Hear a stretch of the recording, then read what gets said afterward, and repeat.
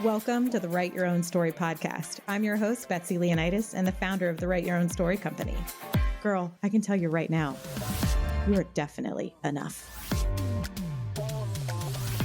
Here we value service, sisterhood, connection, laughter, and that super genuine, keep it real, tell you like it is honesty. My hope is at the end of each episode, you realize you can do whatever it is you dream about and that you are not alone with what you struggle with. I'm hoping that you are snapping and clapping and hell yes in your way through each one of these episodes. So if this tracks with you, let's get started. I'm so glad you're here. Welcome everyone back to the Write Your Own Story podcast. I'm your host, Betsy Leonidas, and I am here with Tian Philson. Hi. Thank you so much for being here. I am so excited about this conversation. First, I should start off with that you win the Snuggliest Guest Award. Yes. We are both covered in soft, fuzzy pillows, snuggled right up in on this couch. Yes. And this is my dream come true. When I set out to start this podcast, I was like, I just want to hang out with cool women on this couch and have honest conversation. And your vibe is so amazing. And we are literally drowning in fuzzy pillows now. But I love it so much. And I'm not going to lie. I almost didn't ask. I was like, would I be weird to be like, hey, can I get an extra pillow? And you gave me like keys to the kingdom. Yes, keys to the kingdom, because pillows are my jam. Yes. And so, yes, I'm like, oh my God, I'm changing this forever and ever. The more pillows, the better. I love it. I feel like this is Mage Queen energy. My cheeks are going to hurt by the end of this. I've already been smiling with you. And I'm like, get it together, girl. No, this is the plan. Get it together. Be weird. Ask weird questions. All the things. Welcome to my world. Yes, I can't wait. I'm going to come back even if I'm not a guest. I'm just going to come hang out with you if that's okay. Please do. Yes. And come back as a guest. I want repeat guests because I'm like, I feel it is such a privilege to collect all of these amazing women. Yes. And it is such an honor to be a part of helping you tell your story because it is such service of other women. And I just like truly am having the time of my life making this podcast. I can tell. Thank you. Can tell from what I've already seen, both through, watching a little bit of you and Ashley. Yeah. And then also just spending time with you as we prepare for this. It's like, this is your like happy place. And it's making it just so easy. It's making it easy for me to be like, yeah, don't be in your head. Just like talk, just be, just relax, just enjoy. And I have to tell you, but this idea, write your own story. I was driving here and I was thinking about it, and like storytelling is so powerful. I think one of the reasons, and I'm working on becoming a better storyteller. So thank you for the opportunity to do that. You're so welcome. But like, you know how when you go to book clubs and you all read the same book, but you all have different takeaways? Yes. Like that is the power of story, is that it hits people in so many different ways. God. And I'm so excited for that. I have goosebumps head to toe. I love that. Yeah. I'm going to think about that for days in such a great way. Like I often like when I'm ever feeling a little lost or a little lonely, even when you're surrounded by a million people in your home and you have, or for example, I have a chore that I don't feel like doing, the dishes, the damn dishes. I always put a podcast in my head, in my ears, because I'm like, I know that there's some sort of clue to my future self, whether it just be listening to Smartlist for something funny. Yes. But to your point, it's everyone's individual interpretation of an honest conversation where you're like, that hits. And what hits for you might hit differently for me. But that is the beauty of being able to hear all these conversations. I love that. I actually love the idea of that. So, is it okay for me to curse on your podcast? Oh, Let me ask that question. It sure is. Yeah, safe space. So here's the thing. My husband and I are really great about dividing chores in our home. Love that. I don't mind dishes, though he does pick it up quite a bit because I do more cooking than he does. So he'll do dishes pretty often. Good what man. I hate is laundry. And I'll walk in the bedroom and say, I see you dumped a big pile of dog shit in the middle of our bed. Like, isn't that horrible? Yeah, no, like, I should be grateful that we have clothes and we have like, but instead I look at it and I'm like, big pile of dog shit. Right. Literal. I'm going to start listening to a podcast as we like work our way through that big old pile. Yeah. Thank you for that. Yes. That is literally how I do it. Okay. So do you hate doing the washing or do you hate doing the folding and the putting away? It's the folding and putting away. But also I know that I'm a mindfulness professional, but I forget that I'm washing clothes. And so I'll be like, I'm going to be, the champion of laundry today. And I'll put a load in at 8 a.m. And then we'll be going to bed at midnight and I'll be like, oh my God, I started a load of laundry. I have to put the basket in the middle of my hallway so that I trip over it because I'm the same way. It will sit in there and you're like, damn You have all the tips. Well, I don't know. It's because I've learned to trick myself because, you know, we all have busy brains and I'm like, I have to physically fall over the basket and then I'm like, oh, I got to flip the load. Yep. But I have no tips for motivation to put laundry away. I actually love to fold laundry because it's a good excuse to watch a show or listen to a podcast,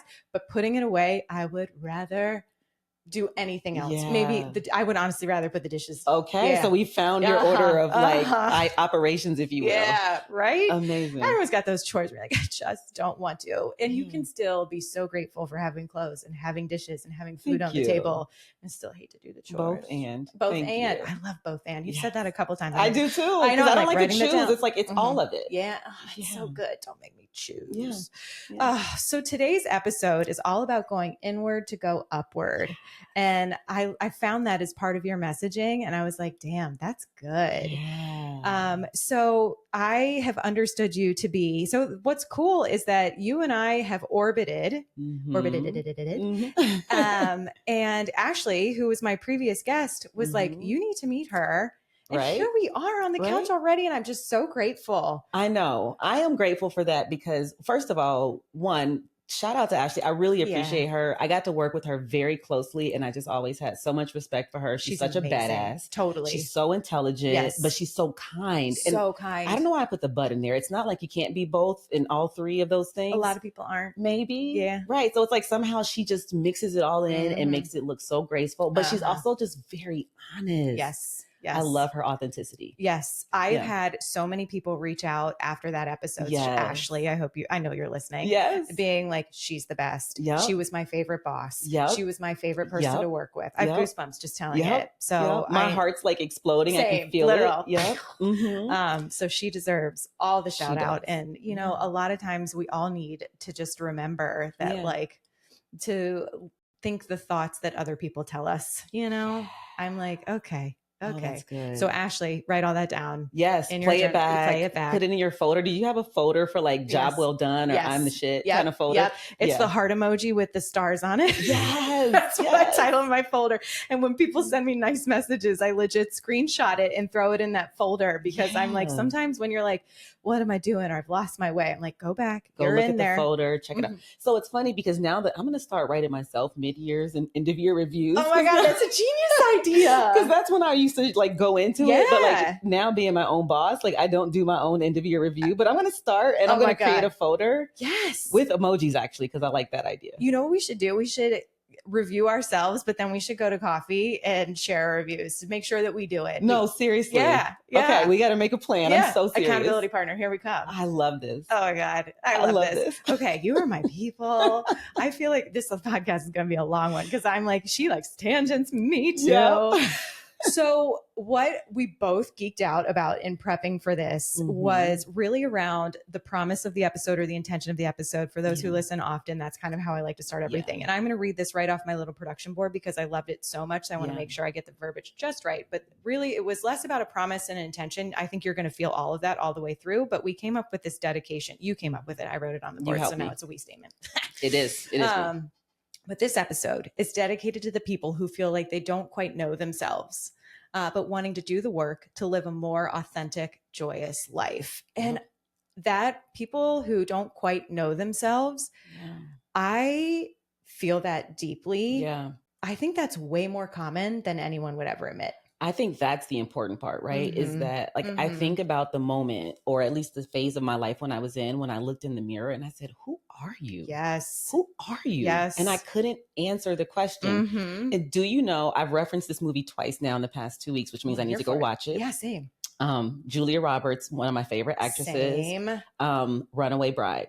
Do you remember the moment where her and Richard Gere are standing there and they're in the midst of a fight and he's like, you don't even know how you like your eggs. Your eggs. Oh, I have goosebumps again.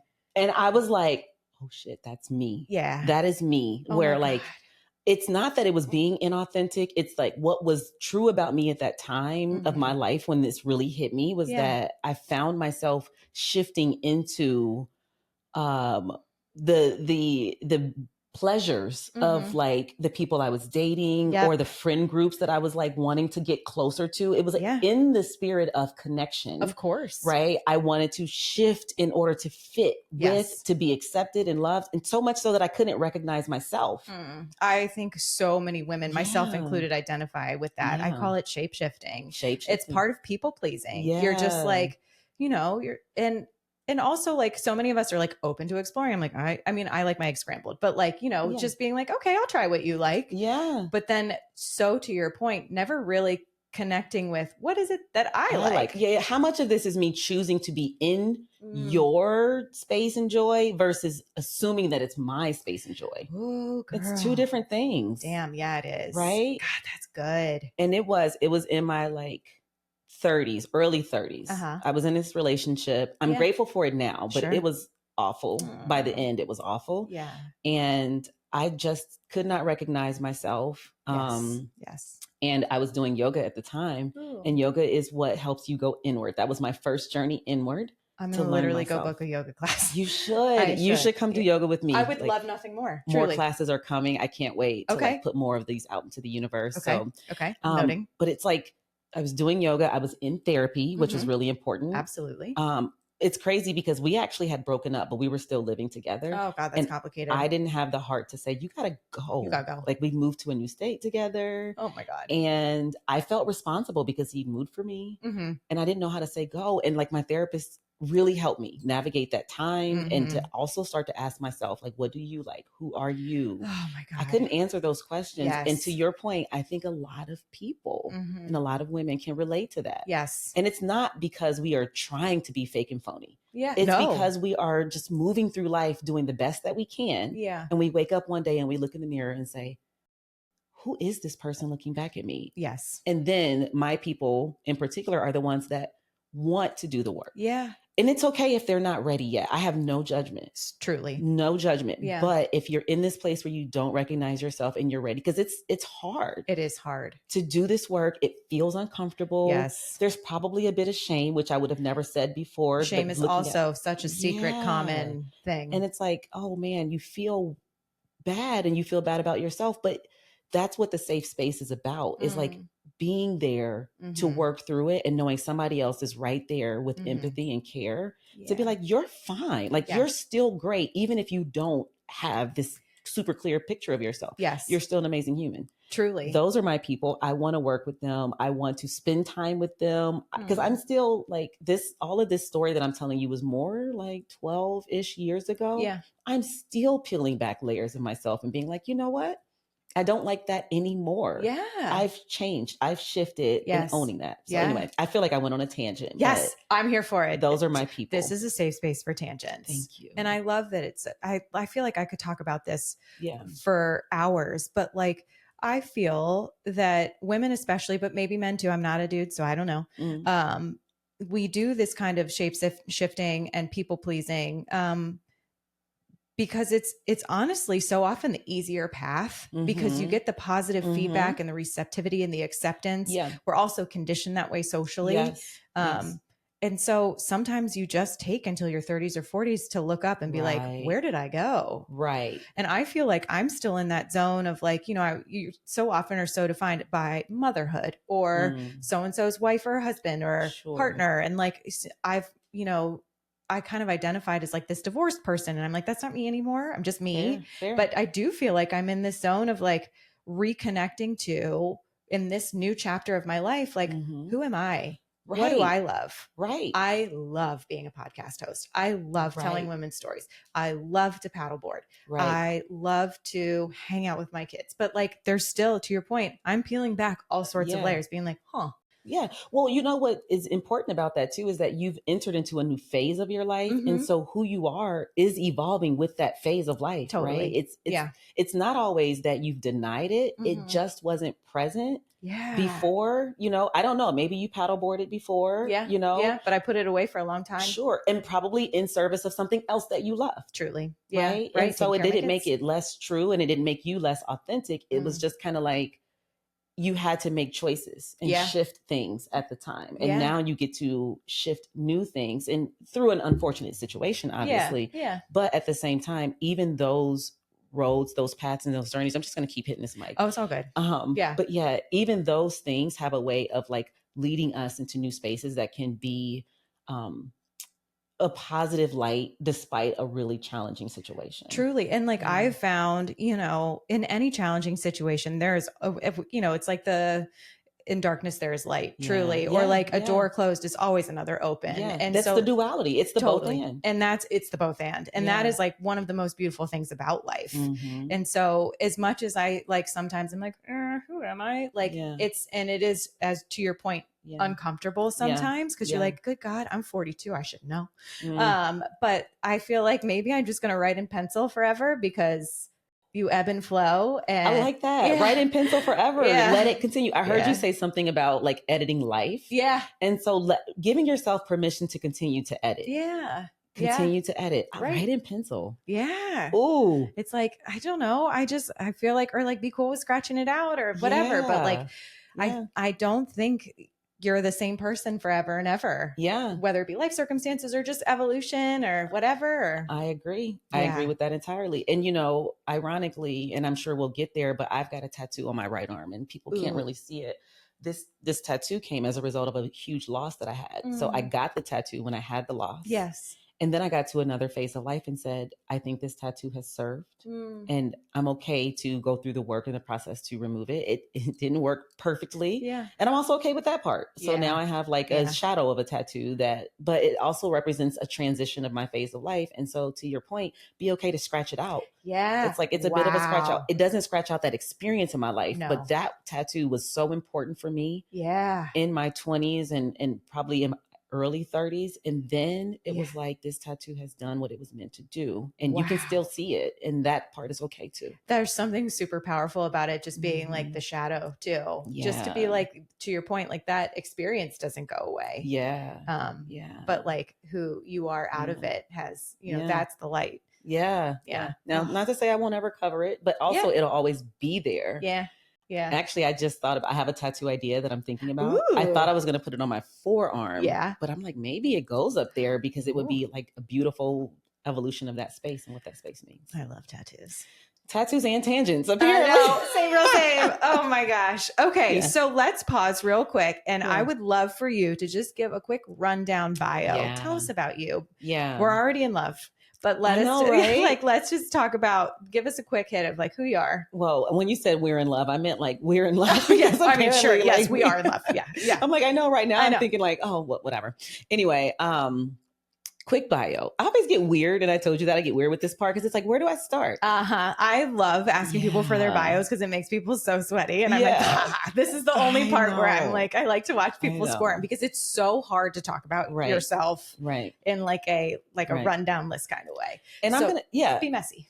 Be messy. Let it be messy. I'm going to flip it. Normally I talk about who I am as a professional. Yeah. And I do love that part of my life, but I'm going to start with the fact that I'm a mom and a wife. Awesome. And I'm a mom in a very beautifully blended family. Awesome. So my husband and I together have 5, which is really incredible. They're all adults. And so they're all living their adult life. Oh my God. That math is hard for me because you look like you are a spring chicken. Thank you. I appreciate you. I'm continuing to like embrace that more and more. My birthday is next month. And so this is a great time to be like, life is great. Life is great. You know, and aging is beautiful too. It is a gift. It is a huge gift. It is a gift. But even more than that is, so the boys are mine, the girls are his. Together we have 5. We have a wonderful family. I love every single one of them. But I also have 2 more through what I would say is like my boys have siblings. Yeah. And their siblings have been like my own since they were babies. I have goosebumps. Right. And so it's like, it's always really hard to talk about family when it's not this neat, clean box. But it's like, screw that. It's not a neat, clean box. No. My husband loves my boys' siblings. Right. Like I literally, I'm gonna have to shave my legs again, girl. I got goosebumps so bad. I'm so sorry. Like, I'll come with you. I'll help you or whatever. Right, this is an inconvenience. I'm just kidding. This is beautiful. Okay. It is beautiful. I literally am just so happy for you and your family. Yeah. And like that is just like a dream come true for me. And I can tell that you have the heart where you're just like,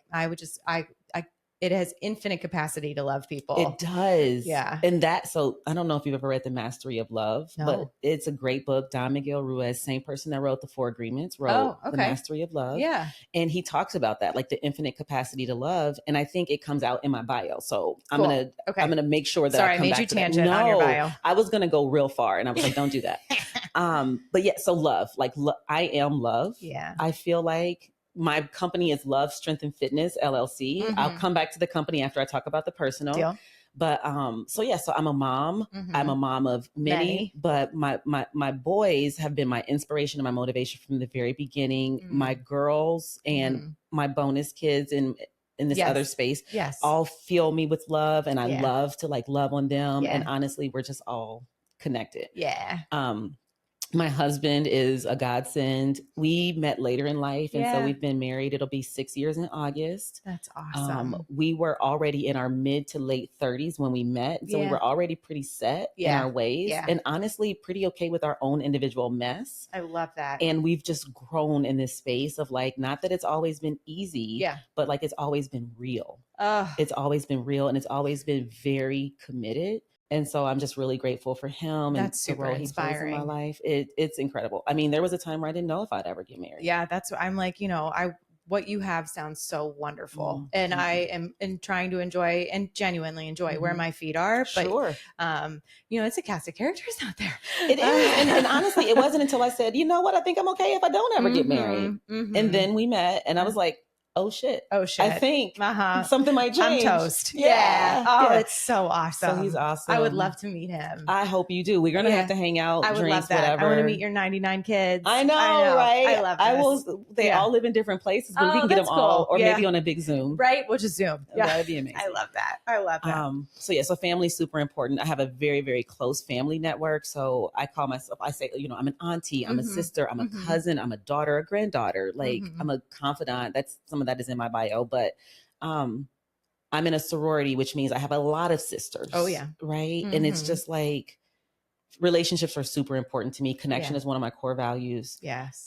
So that stuff. Me, who I am as a person, I love fitness. Yeah. I love discovery, exploration, creativity, learning. Yeah.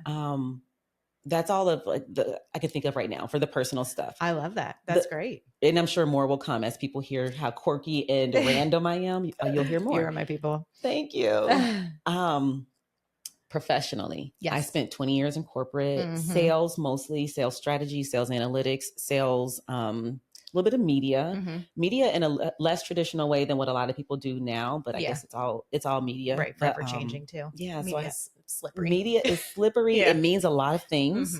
Right. I mean, some people are probably thinking broadcasting. I didn't mean that. I meant more so like the digital media space, but it wasn't digital. It was in store.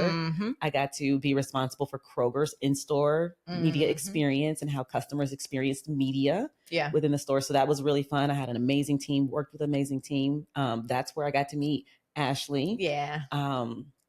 And let's see what else. So that was at 8451. I love that company. I still I've got a shirt with like one of the value statements on it and like a health and wellness. I still wear my gear. I love it. Before that, I was at General Mills. Oh, wow. Got a ton of great sales experience and a ton of amazing friends. And great company. So that was awesome. And before that, it was Philip Morris. And that was my first job out of college. Dang, girl, you are corporate, true. Very, very. And GE for my internship, if we're going to throw one more big organization in there.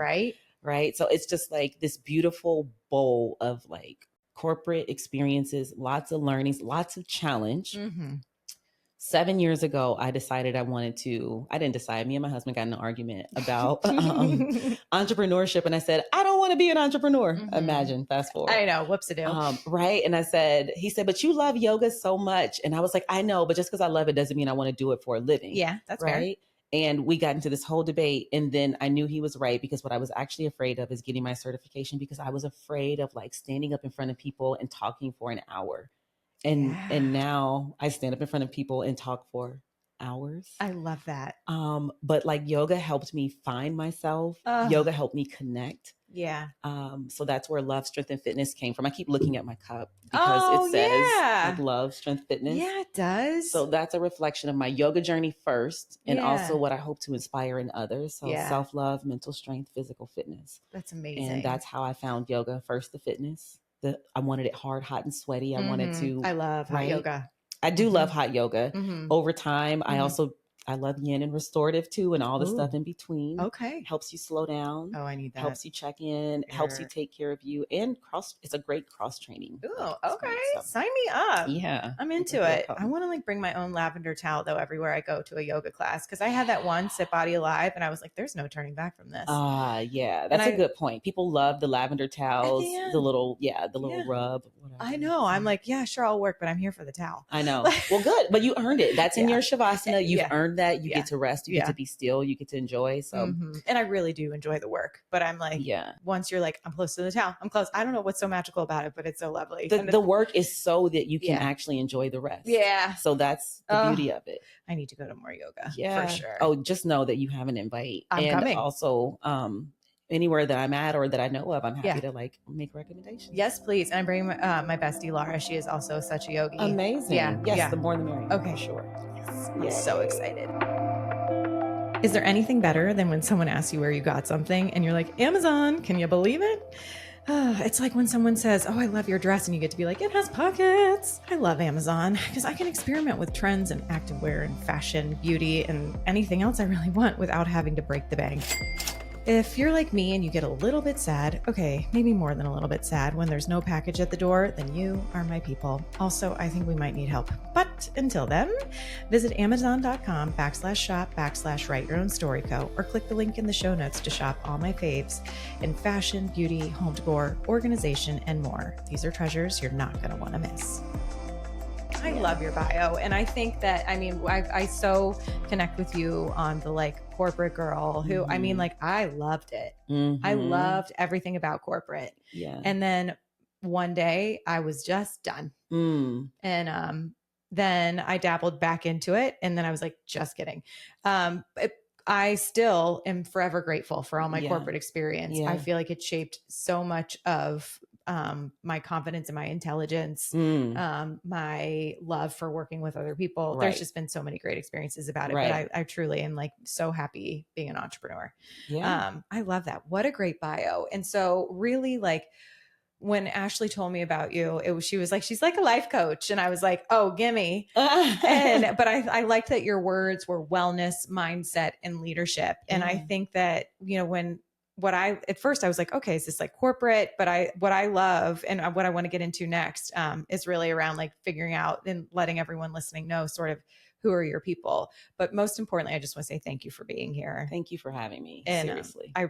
I know it takes time and energy. And, you know, I think telling women's stories, but is so important. Yeah. I know we talked a lot about this. I can't even remember if it was on camera or off camera, but that like, it is so often the clues for our future selves. And I think that you have so many gifts to give, and people are going to feel so seen and so inspired by this conversation. So I really, really appreciate your time. Well, thank you. And I mean, what I was amazed at by you is that, and I guess this is the power of having a beautiful community, is Ashley's like, you should meet her. And I thought we were going to start with coffee and you were going to decide if you wanted me to come on. And you were like, so when are you available? Right, and like, we just booked it. And I was like, first of all, that's bold, brave, and courageous as hell. Thanks. But also like it speaks to like your community and like trust in Absolutely. Ashley. Absolutely. And I was here for it. I'm like, yeah, like we can get to know each other real time. Thank you for saying yes. You were just as bold and brave and courageous. You were like, yeah, sure, let's do it. I was like, you don't know me, but let's do this. Yeah. And you were a good sport. So you want to help tell women's stories. Yes, so I do. love you. Yes, I do. Yeah. Thank you. Yeah. Okay. So tell me, who are your people? I know we talked about it a little bit, but there was this great question that surfaced around like, am I living the life I want? And what am I going to do about it? And tell me, you said that statement when we were off camera and I freaking loved it. Yeah. And that's the other thing that I'm going to just like continue to ruminate on after this conversation. But with that being such a salient point of like, okay, am I living the life that I want to live? And if not, what am I going to do about it? Right. Expand on that for me so we can help understand more like, who are your people? Right. So there's that aspect of it. My people are the ones that are in the place where they're ready to start to do the work. Yeah. To start to ask the tough questions, to start to go inward, right? And when I say go upward, what I'm talking about, because it's different for everybody. It's not a one-stop shop. It's not a one-size-fits-all. Upward for some is a higher level of clarity. Some, it's a higher level of peace. For some, it's a higher level of leadership. For some, it's a higher level of confidence. Yeah. At the end of the day, the more we go inward to unveil who it is that is our most true self, the more authentic we can be, the more fulfilled we feel, the more joy we feel. And so I don't necessarily look for you to be in a certain type of career. I work with entrepreneurs and professionals. I work with artists. I'm not looking for you to be a certain age, though I will say oftentimes, not always, but oftentimes my clients have kind of gotten into that 30-ish age range, maybe into their 40s, because they're really starting to ask that question of like, how did I get here? Yeah. But I do work with a couple clients that are just very mature, very clear about what they want out of life. And they're making sure that they're building their own path. And like you said, like writing their own story. Yeah. And that to me is what I love about the clients I work with, is that they've decided that there's some part of their story that they want to either rewrite or they want to get ahead of. Yeah. And so we're working together so that I can ask them, well, what lights you up, or what do you want, or what's your goal? Yeah. And then, well, what's getting in the way? Yeah. And how do you want to take control of that? And how do you, and it can feel scary and intimidating because they're going, I came to you, like, you tell me. And I'm like, no, I'm here to ask you the questions. I'm also here to hold the safe space. Yeah. So that you can be as messy as you want to be. Love a good mess. Right. Yes. Like, and I don't strive to make my clients cry, but inevitably at some point when you're pulling at stuff, there's going to be tears, and those tears are beautiful because it's insight. And that needs to come out. It needs to come out. It is, the body is asking for you to pay attention. Yeah. Oh, that's so good. It's asking. And it's like, in order to write your story, you've got to figure out the parts that you are like shutting down. Yep. And so my people are willing to do the work. My people are looking to unveil their best, most authentic self so they can live their most joyful and fulfilling life. What do you think about, do you work with moms who are in the pause phase and just being mamas, but are having those moments where they're like, I am all in on being a mom, but I'm feeling a little lost in myself? Sure. Okay. Yeah. I mean, I think that is also such a common, like, absolutely, these women are in. First of all, just because we work, like I love stay-at-home moms too. You are doing such important things. You are like, so this isn't just a podcast for working women. This is a podcast for every woman. Yeah. And I do remember having that sense of lost. Both with my oldest. And I returned to work because I felt so lost, even though I love him and so I did it, part-time, but I feel like you get so, especially when they're so little. I mean, truly you are keeping humans alive. And you lose yourself in that so often, even though you're loving it as you're doing it. And I just feel like motherhood has a way of kind of sucking you in, and then you kind of come up for air for a minute. You're like, where did I go? Who am I? It's the who am I? Yeah. So thank you for asking that question. It doesn't mean that, I guess I hadn't thought about it from that perspective, and I'm glad I get to sitting here with you. It's you don't have to be in any certain profession. I think that raising kids is its own profession. 100%. Right. But, even, just knowing that you're in this space where you don't feel quite connected to yourself. Snaps. There's a space of disconnect. Yes. Those are my people, because they're looking to answer those questions and fill in those gaps. And I think that your client sounds so brave, because I think it takes a ton of bravery just to even admit, I feel a little disconnected from myself. I love my clients. Like, seriously, I love your clients. They are the best. Like, they come into this with like this level of trust that's like, I don't know what I signed up for. Oh, but that's cool. I'm willing to explore this with you. And they just bring so much beauty, so much humanness. I'm making up words with you. Yes, queen. You are my people. Yes. Humanness. And I love them so much. I really do. And like you said, like, you love podcasting. I wake up and I'm like, ooh, who do I get to work with today? I feel that. I feel that energetically from you so much, where you're just like, I am so geeked out, excited to be able to work with someone today. Well, the funny thing is, like, you mentioned that you loved being in corporate. I'll be honest. I didn't. It wasn't. And it took me until now to feel the gratitude for everything that corporate laid for my journey. In the beginning, it felt like I made a choice out of necessity to be a provider. And it was the best that I knew how to choose at the time. What brought me into sales was actually this passion for like people's motivation. I thought I was going to go into market research. I majored in marketing, and I thought I was going to go and understand people's motivations, be all in the data, the details. Totally. It is super interesting. Right. Study and it's human like behavior. Human behavior, you know, at the time I only knew it as consumer behavior. Sure. Yeah. And so it wasn't that I didn't like my corporate experience. It just didn't quite fit with what I actually wanted to be doing. And every time I took a new role, it was like, let's see how much of this fits the story or the picture that I'm actually trying to create. Yeah. And now I wake up and I'm like, holy shit, this is what I've been looking for this whole time. Oh my God, my cheeks hurt from smiling so big to hear you say that. Yes. Yes. It's like, I didn't even know coaching was a thing until a few years ago. And as I'm trying to figure out my next role, there was no next role. I couldn't name it. I could only tell you that it feels like this, and I get to do this, and I get to work with other people. Now there's a role for coaches in corporate spaces, which is something I'm excited to know exists. And maybe there's something in the future for me, but for now, all the work that I wanted to do, I get to do now. And I get to go into organizations and help their people. And I used to say, I just want to help people thrive. I just want to help people thrive. And now I get to wake up every day and do that. And I bet, was that like your favorite part of corporate, is to be a mentor and to be a boss, in the sake of bringing out the best in the people that are on your team? 1000%. So I had teams that I would lead. I had a team when I was at 8451. I had a team, you know, during my last few years at General Mills. And being a people leader was always my favorite part. Totally. It's where the best feedback came from me. That, and also navigating tough conversations, which I know, I get to do that every day. Yep. And so, it took for me to step back, and it was actually, I planned an event with the amazing help of some other folks, but like last month it was called The Hero Is You. Oh. And in that event, I was doing some reflection after it was done. And I'm like, it was everything that I went through my corporate experience that helped me build this event, work cross-functionally or, you know, collaboratively. Absolutely. To think about where you're trying to go, to build the projections, but also to navigate the hurdles, the ups and downs, the roadblocks. Like, and just looking back, I'm like, thank you, corporate. Thank you, corporate. Thank you. Truly. We're like trained soldiers, and there's so much that pertains to different parts of life.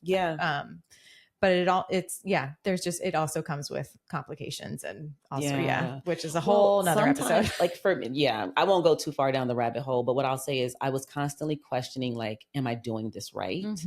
Do I really deserve this role? Am I getting it right? That was constantly my fear and my challenge. And now, even when I don't know the next question to ask a client, or, you know, where my next opportunity is going to come from, I'm like, but I'm doing the right things. Yes. Like, this is right. This feels right. What a good feeling. And like, what a good barometer for anyone in life is like, and that really has been such a shift for me recently within the past couple of years, is like, I have put down productivity. And like, you know, I'm a single mother of 4. I work. So like there's plenty for me to do, and it all gets done, but I don't focus my day on how many things I need to get done, because that's where my worth used to lie. But now it is like, how do I want to feel each day? How do I want my kids to feel? How do I want someone sitting on this couch with me to feel? And like, that is what feels, at the end of the day, I put my head on my pillow and I feel so whole, because I'm like, I was exactly who I am today. And it just is like, it's been the greatest shift. That is so inspiring. How long have you been doing this work? The podcast stuff since November. Oh gosh. And full-time. I know that you shared a bit with me, but like, you've been a full-time entrepreneur just since November? I started being an entrepreneur again, full-time. God, it's a year in July.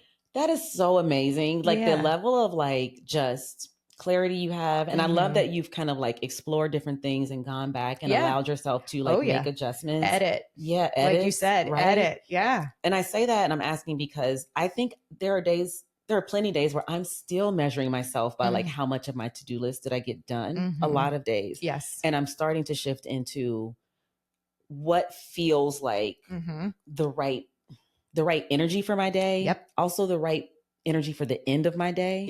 And I'm starting to question that more and more, but it's taken me like, this is 2 years into it full time. I've been doing it on the side for 5 before I started full time. And I don't think that I'd ever asked myself that question around like the feeling of it versus what you've been conditioned totally to think is the completion of a day. Yes. Before. So I just love hearing that. Well, and so often, like also, so the podcast, like, yes, now I've reached the threshold where I can monetize it and I have advertisers pitching to be, in the show, which is amazing. Yeah. And that happened way faster than I thought it would, which I'm so grateful for. But this truly was out of service and a cup filler, where like my business courses, I still have to detach all the time from my value being how many I sell. And I'm like, what? This again is in service. If you show up and you're authentic and you talk about it in an authentic way, it will sell itself, just like this podcast. That's the thing. It's one of those things that, service is such an important part of, and I know we're going to get there, but like my certification and like how I got into this space, that like it helped me to rewrite, because the first year, I'll be honest, like I was so happy to finally be pursuing something I wanted to, but also so discombobulated. Totally. Right. That is entrepreneurship in a nutshell. I really was. Cause I'm like, oh my gosh, like my husband's all in. He's like, letting me, and I say letting me because it was a big household decision for me to shift out of a quote unquote secure, safe financial career. You guys were a dual income family. It's a family decision. Right. Absolutely. And he's like, go for it. This is what you love. Do it. Yeah. And then I put all this pressure to be like, how are we going to maintain a sense of normalcy? Right. And, you know what I mean? So anyway, I allowed the, like, how many clients do I have or how much, like, to really get into my head. Yes. And when I brought myself back to service, which is something that's such an important part of the school, where I did my certification. And I was like, okay, who am I serving? How am I serving? Like, how does this serve my family? Like, how does this align with my values? That's where I found the ease. Yeah. And God, this is something that I so needed to hear because because I love business so much. And I was an entrepreneur, I've done a nonprofit. I have also done an online stationery and gift shop. And then this is really my third entrepreneur adventure. Gotcha. Did some consulting in between, especially when I got divorced and had to refigure all the financial stuff. But when the business part of this, I literally geek out so much on business. I love women starting their own businesses. I love seeing them do it in a sustainable way. It has taken me a long time to untangle my worth challenges in that area because it was always so connected to output, because even it's like in corporate or as a consultant, it's like, how much value do I provide for you over and over? And so like, are you hitting the metrics or not? Are you not? Like, what are your goals? And so now I'm like, okay, now I just want to talk about what I love and offer that to people. And if it fits for you, that is so great. And if it doesn't, that's cool too. Yeah. And that so for anyone else out there who is an entrepreneur and getting started and just like only attaching your worth to sales, it is, again, how do you want to feel? How do you want to feel? Come back to your why. Like, why did you do this in the first place? It's normally not necessarily about you. Maybe in the beginning, it might be like, well, I want to have more freedom, but why? Why? Right? Oh, well, because I want to spend more time with my family. You know what I mean? So it's oftentimes not really about you. And so I think that if you can think about who and how you're serving, it allows you to kind of like take some of that pressure off. Yeah, absolutely. Yeah. Because the last thing you need is more pressure as an entrepreneur or as a woman or as anything. Period. Okay. So I feel like I took us down a really big tangent there. Thanks everyone. I don't remember the question, but I love the conversation. Yeah, same. And that is like, that's what I always intend for this podcast to feel like is I just love chatting with women. And we are sitting on a couch having coffee and water. And like, this is just how conversation flows. So thank you everyone for holding on as we just tangent all over the place. Yeah. But tell me about, so we know who your client are, those who, are feeling a little disconnected, but very motivated and ready to do the work. How do you work with these clients? Like sort of, what is the experience like, or is there a methodology or absolutely. Talk us through that. Absolutely. So first and foremost, I did my certification at the Jay Shetty Certification School, which I find so fascinating. I follow him. I think he's incredible. I mean, like his story is amazing. His heart is so authentic and so genuine. Yes. And what I love about that school in particular is the way that it merges his background and experience in like Eastern ancient wisdom, right? Yes, because he was a monk, correct? Right. Yeah, exactly. So that, and then he's also got a little bit of a corporate background. I don't want to say, I don't know how much, but he's got a corporate background. Yeah. And so it just really resonates with me being this yoga instructor in the nights and weekends that also was doing the corporate thing during the day. Yeah. And so I forgot where I was going with this, but the point is that, The school is focused around bringing all of yourself into your coaching experience. Ooh. And they give you the guidance, the tools, the framework in order to pull in the coaching philosophy and, the aspects of coaching that are a bit more on the Western side of things with the ancient, the Eastern philosophy, the Eastern, the ancient wisdom. Yes. And so for me, my approach with my clients is to first establish the structure. I'm a very structured person that comes from corporate, right? Yep, so establish the structure. Mm-hmm. They're going to have an introductory or discovery call, right? That use them interchangeably. I use them interchangeably. Yeah.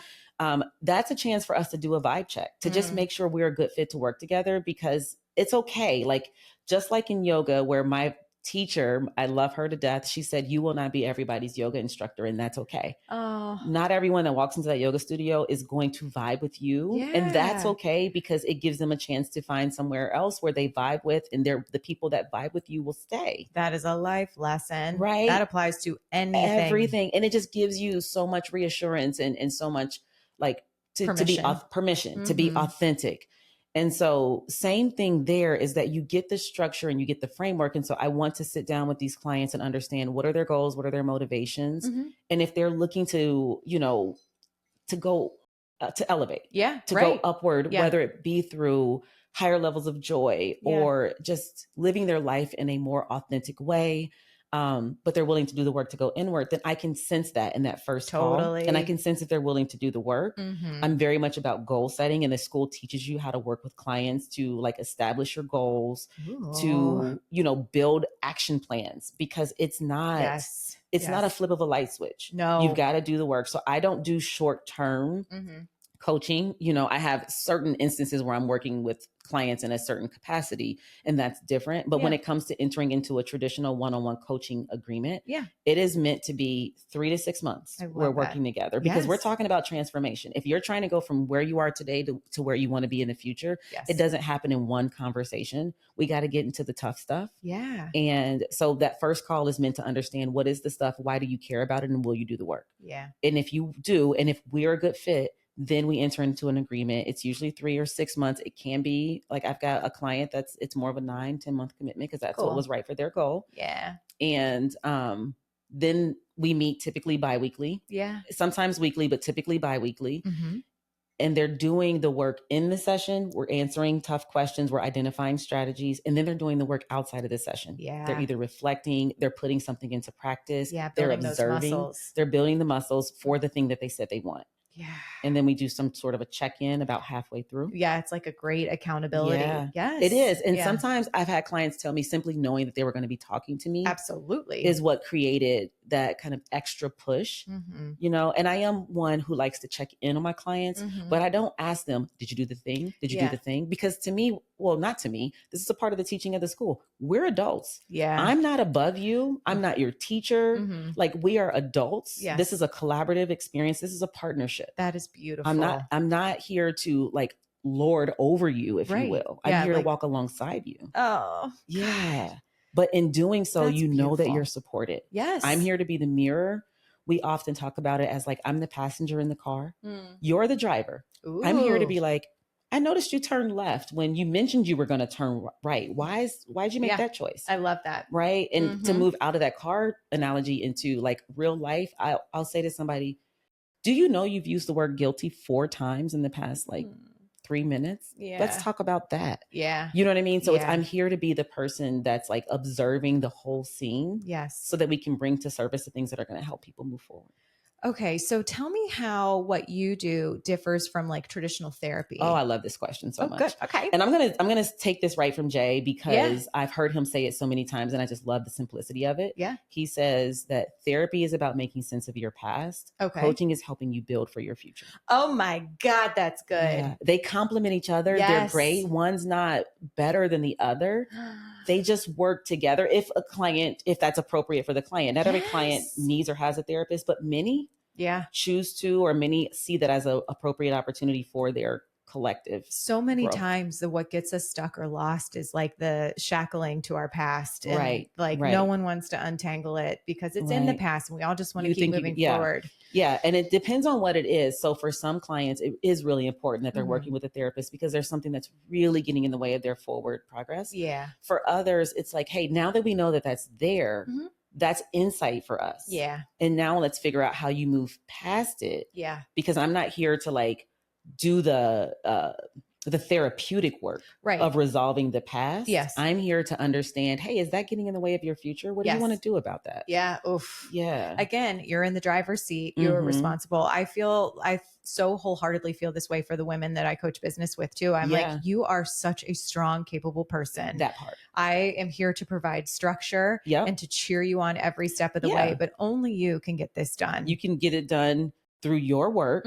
I am here to, like you said, you provide the structure. There's typically like an approach and a formula that you've got, like you've got the experience and the expertise on the framework. So let us take the guesswork of the framework out for you. Right. Yeah. Oh, right. And that accountability. Yeah. Now, so you are a yoga instructor as well. Like, is there sort of like a physical component to how you work with clients as well? That's such a great question. This is one thing that I'm building more of an intentional overlap between the two. Ooh, what I've seen myself do in the past is more so, it's like choose your own adventure. I think both of them are journeys inward, right? Like yoga helps you go inward to, I think the quote is, yoga is the journey of the self to the self through the self. I might have like mixed that up, but it's very like common. Like it's a very, my words are like hard right now, but it's a very like famous quote. I want to say it comes from the Bhagavad Gita, but I might have messed that up. Yeah. Well, you fooled me if you did. Cause I'm I got a lot of stuff in my brain right now. And I'm trying to get it all out. I know, but I think that's beautiful is that like, and really truly, like you say, in order to go upward, you need to go inward. You need to go inward. And the answer is in. The answer is in you. So there's some people I work with, some clients I work with, and we're working together through the yoga side. There's other clients where our journey inward is not about rolling out that yoga mat, but it's like pulling up to the seat together and having that conversation. Yeah. One thing I do integrate into a lot of my coaching sessions is mindfulness. And so that comes from the yoga side of things. I was just, we are always on the same page right now. Yeah. I was like, I bet a lot of those sort of teaching and practices play into the mindfulness that you can then pull in. Okay. I can feel when a session is getting like very overwhelming for a client. Are you like me and taking at least an hour to plan your meals every week and then to grocery shop on top, only to find out that I throw away half of it because I didn't have it in me to season and chop and prep night after night? It's so embarrassing and I feel awful about it. Are you also like me and worry about if any of the things I buy are healthy enough for me and the family? Well, let me tell you about Hungry Root. Hungry Root is my partner for healthy living. Hungry Root helps me save time, save money. I shop sustainably, and I eat what makes me feel my absolute best. Their mission is to make it easier for more people to eat healthy and feel great every day. Some of my very favorite aspects of Hungry Root are healthy meals in 10 minutes or less. I mean it. No chopping, no seasoning, ever. They do it all for you. Honestly, full stop. This is my very, very favorite thing. Every meal is so easy to put together. Often they have steamer bags for vegetables and all sorts of great microwave options too. They also give you healthy snacks and pantry supplies my kids and I both love. They're whole, trusted ingredients, which makes me feel like a great mom because I actually know that I'm putting good things in the pantry and in the fridge. Personalized recommendations based on your goals. Mine is heart healthy, and it ships to me on my schedule. The best part is also less food waste. No more throwing food out each week, which feels amazing. All you have to do is take their super simple quiz and share your preferences, goals, must-haves, and they'll recommend a plan for you and just fill your fridge with food you love. You could be like me and let them surprise you with meals each week, or you can go in and adjust each week before they actually send it to you. And let me tell you, they love your feedback. This is the one thing I actually do. I'll go in there and I'll tell them to send me more of a certain meal or less of a certain snack because we didn't really care for it. One simple click and your order is adjusted. Hungry Root is so much more than a meal kit. They send full-size groceries, which is so much better cheaper than pre-portioned package you get with your meal kits. Honestly, couldn't be happier. Use your code WriteYourOwnStory40 for 40% off your first delivery plus a free gift for life. Use code WriteYourOwnStory40 or just click the link in the show notes for 40% off your first delivery plus a free gift for life. 40% off is huge. The free gift for life promotion is a choice of free cookie dough for life, free veggies for life, or free protein for life. For life means the length of your subscription. Honestly, guys, I love Hungry Roots so much. It saves my butt every single week, and I could not recommend it enough. Don't forget, use the code WriteYourOwnStory40 or just click the link in the show notes. So what I'm super curious about is how you found yourself in this space. I know you were saying that you were starting to get into yoga in your corporate life, but like truly, how'd you find yourself here? Because I feel like you really have carved your own path. Yeah. I know you are trained in the Jay Shetty method, but like you've carved your own path. So yeah, I'm just curious kind of about how you got here. I know. Well, first and foremost, I'd say that curiosity, since we're on that word. Yeah. I found when I was in school that I was just deeply curious about people. And I changed my major. Yeah. I used to be in systems because somebody said, that's where the money's going to be, which is not wrong. Like there's a ton of, wealth now because of computer systems and networks. That was not my heart. Yeah. My heart was people. Yeah. You got to follow the heart. You got to follow the heart. And so I found myself wanting to understand people. So I changed my major to marketing. Yeah. Right. Yeah. And I was totally. like, cool. I get to study people. No one tells you that when you major in marketing, you're more likely going to end up in sales. Yeah. Right. Like so 80% true. or whatever. Yeah. And so unfortunately, and I shared a little bit of this when I said I experienced a tragedy, not just me, but like my kids, their siblings, the parents of those siblings. Yeah. We experienced a tragedy where, April of 2001. Okay. I got a phone call. I was in finance class, and I'll never forget because this is back when it wasn't kosher for your phone to ring. Yeah. You know what I mean? It was like you totally. kept that phone hidden. Yeah. My phone rings and I quiet the phone. Yeah. And it rings again. And I'm like, oh shit, it's my kid's daycare calling. Oh God. And actually I'm starting to mix the story up. It was either their daycare or their grandmother. Yeah. Somebody with news for me. Yeah. Oh. And I think it was the grandmother actually. And she's like, you got to get to the hospital. The kid's father had been shot.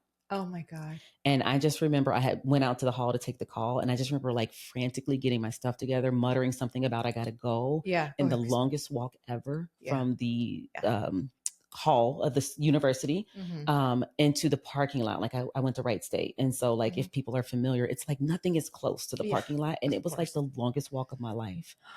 And I'm like speed walking, but also feeling like I'm moving like molasses to get to my car, to figure out what's going on. And I just remember, and I still have a little bit of guilt now when I think about, I'm thinking, oh my gosh, like he's been shot. Like, how am I going to take care of, I had a 4-month-old. Oh my gosh. I had a 2-year-old. And you're in school. And I'm in school. I'm a junior in school. Yeah. And I'm like, how am I going to do these things and take care of this man that's now got a gunshot wound? Yes.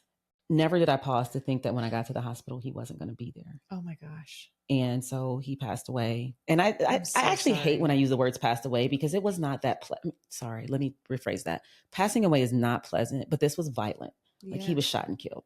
God. And I want to say that because it was painful. Right. It wasn't a peaceful passing away. It wasn't a peaceful passing away. Gosh. So I'm like wrestling with all these things. Of course, again, it's not just me. We're all like in turmoil. Yes. Chaos. Yes. And then I feel awful because I'm thinking, oh my gosh, I didn't expect this outcome. Which is traumatic.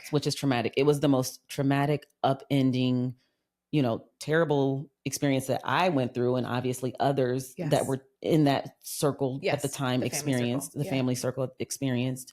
But what happened was after about 2 weeks of just being kind of zombie out of it, not okay. Of course. I had to get out the house. We shared our home together and it was like, I can't I can't keep sitting around here. And so I went back to school. I went back. You have to live your life. I was like, I got to do something. I can't sit in this. This isn't working for me. Yeah. So I went back to school, and I know one of the things that you love is sisterhood and community. So I'm going to insert this. Please. When I got back to school, what's crazy is, there was a line of a sorority that had just crossed. It was Delta Sigma Theta. And I was in class with one of them, one of the members who had just crossed. And I called her to say, I'm so sorry I've been absent. I had a tragedy. Here's what happened. Yes. I know I haven't showed up for our group work, our group assignments. And I just remember she had on her crossing jacket. Her name is Rose. And she said, don't you worry about that. Whatever it is that you need, I'm here. we're here. And she was like pointing to her sisters because for whatever reason, they were all kind of in the same area at the same time. Yeah. And I just remember thinking like, this hurts. And also I don't have to like be alone. My family had really stepped up. Yes. My family was like taking care of the boys, helping me with the boys. Yes. And so sometimes I don't remember that part of the story when I tell it, but like that importance of like community and knowing that you're not alone was so powerful. It's transformational, you know, especially because, and please tell me if I talk out of turn, but, your first reaction to be was like, how am I going to do this all by myself? Yeah. To realizing that you're not alone. You're not alone. Which is ironic is probably the wrong word, but the only word I can think of when you're suffering a loss that you like, you know, someone is truly physically removed from your life. You feel alone. You feel alone, but then your community just embraces you in such a beautiful way. I'm so grateful that you had that. I am too. But you know what? And this is the important part of it too, is that like every day can feel different. Yeah. Every minute. Right. And so despite that feeling of, okay, I'm not alone and my family has swooped in and there's this woman that barely knows me but she's telling me that her and her sisters are there for me. Yeah. And so there was a lot of like just mixed feelings and mixed emotions. And I had a really tough day on one of the days that I was driving out to school. Yeah. And and it's crazy because I think about this now. I was 20. God. I was 20 years old. Not old enough to process a loss like that. I think it's taken me years to like reprocess and think about it, especially once the kids reach certain ages. And it was like, okay, comparing yourself, you know what I mean? Not to compare, but it's like, wait, at 20 years old, like this is a lot on a 20-year-old. Yes. So anyway, so I was living out by campus, but the daycare was in Dayton. So I was driving 20 minutes to daycare and then 20 minutes back to campus. Yep. I don't know why that was my arrangement, but we're all just trying to hustle. Well, on that 20-minute drive back to school, I was not okay. And I remember looking in the rearview mirror and thinking, I'm in a lot of pain and I wanted to stop. Right. And I talk about this because so many people are in pain and either, like we talked about earlier, they either feel like it's just me or people aren't talking about the other side of it, which is like, maybe some people are, but like I had a moment of clarity because I literally checked the rearview mirrors to like, I didn't want to take anybody else off the highway with me, but I was going to like, I was so hurt. Yes. But instead, when I looked in the rearview mirror, I had already dropped the boys off. Their empty car seats were in the back. Right. This is why we keep going. Right. And I was like, oh, hell no. I said, they need me. It's and at the time. And again, I'm going back and forth. It's just me. Right. Right. In my head, I'm like, it's just me. I'm responsible for these boys. Right. They're going to have a great life. I'm going to make sure that they're okay. Yeah. And so I continued on to school. Oh, I'm so glad you did. Me too. Right. Me too. I mean. And no judgment. The pain is so. Yeah. It becomes unbearable. It felt unbearable. It was unbearable at the time, but thank God. Thank you for being so honest. You have to, because like pain is so real. And so often people think they're suffering alone. Or even as I'm telling this story, it's like up, down, up, down. There was a moment of brightness. There was a moment of sorrow. Like in the blink of an eye. In the blink of an eye. And grief is so real. But like, and I don't mean to trivialize this. It's not trivial, but we have choice. Yes. If you can take a pause and be present, like there's choice. And I understand that situation doesn't always lead to a good outcome. Some people, unfortunately, are consumed by that grief and that pain. And so again, I'm not trivializing any of this, but in that moment, I thought about my boys and I pushed forward. I tell that story because that became the backdrop of like the next, probably a lot of years of my life, but certainly like pushing through to graduation, making my first decision of where I would work. I ended up in sales. Hey, I got mouths to feed. These boys need me. And I'm going to put aside, frilly dreams of whatever I thought I was going to do. And as I look forward, I'm so glad I did.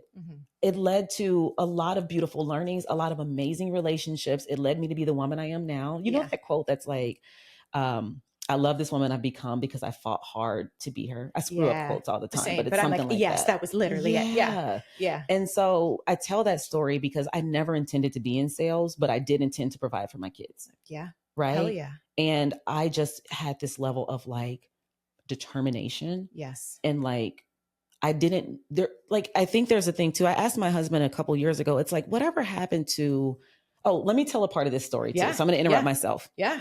So I did join that sorority. I didn't know I was going to join that sorority. I was wondering if you joined. Yeah, I joined that sorority. They named me No Limit. Oh, wow. And I love them so much for that because they said it represented my being. I was limitless. I did not see limits, which I didn't. Like I went through the things that I was going through, but I also wanted to make connections with people. I also wanted to serve others, right? The organization is about service. Yeah. I wanted to take care of my kids. Yeah. I wanted to graduate. I wanted to do all the things. Right. Truly no limits. And so they called me No Limit. And it stuck with me. And it became a part of who I was. It's like, you damn right. Like, and at the time, this is like the height of No Limit. I don't know if you follow hip hop, but this is like the height of like Master P and No Limit. Yeah. And so I just owned this like soldier mentality. I was like, I was so many parts of like myself. Like I was tough. I was strong. I was a mom. I was loving and soft. I was determined. I was all of it. I so get that. It, right. And that is one of the most amazing thing about women is that we are so multifaceted. We are so multifaceted. And it was like to be able to embrace all of that. Yep.